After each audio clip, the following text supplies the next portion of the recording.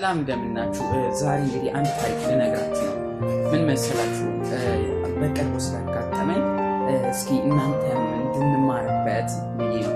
ምንድነው የጓደኛ አባት ነውና የጓደኛ አባት የሚኖር ነው።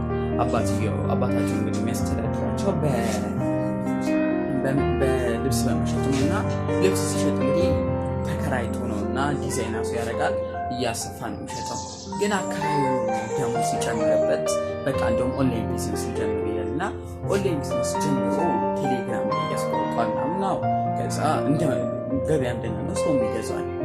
ከዛ በኋላ አንድ ሰውዬ እንዲህ ካፌ ቦታ ጠብቃለሁ፣ ካፌውን ስመጥቀስ አያስፈልግም እና ጠብቃለሁ ልብስ አዘዙና ይናታል። ከዛ ሰው ልብስ ሲዘገኝበት የጓደኛ አባት ሰዎች ዋይፋይ ሲፈልግ ፍሪ ዋይፋይ ያገኛል።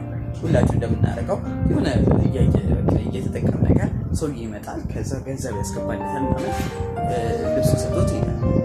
በስንተኛው ቀን ነው ሲሄድ አካውንት ውስጥ ያለውን በማለት ፈልጌ ነው ሲሄድ ያየው ያጠራቀመው ብር ሳይሆን ሰውዬ ያስገባለት ብቻ ይደነግጣል። የባንኮቹ ማናጆች ጋር ራስ ወሰድከው ሜሴጅ አልመጣልኝ ያለ ማመን ከበደ። ከዛ ግን ምንድን ነው የተፈጠረው መሰላችሁ?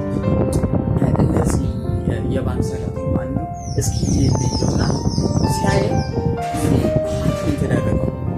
ሀክ እንዴት ተደረገ ካላችሁ በዛች በ5 ደቂቃ ፍሪ ዋይፋይ ሲጠቀም ነው ማለት የተገኘበት።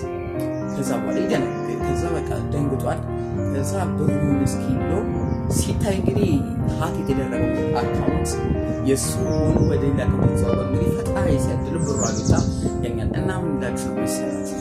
በህይወታችሁ ውስጥ ፈጣሪ እኔ ተጠንቀቂ አይባልም፣ ፈጣሪ ነው የሚጠብቅ። አሁን እሺ ማን ያስባል በፍሪ ዋይፋይ ሁሉ ነገር ይደረጋል ተብሎ።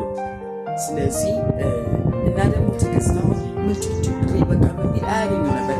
የባንክ ሰራተኞች እንደምንም ብሎ ለምን። ስለዚህ ፈጣሪ ይጠብቀን ነበር። አመሰግናለሁ።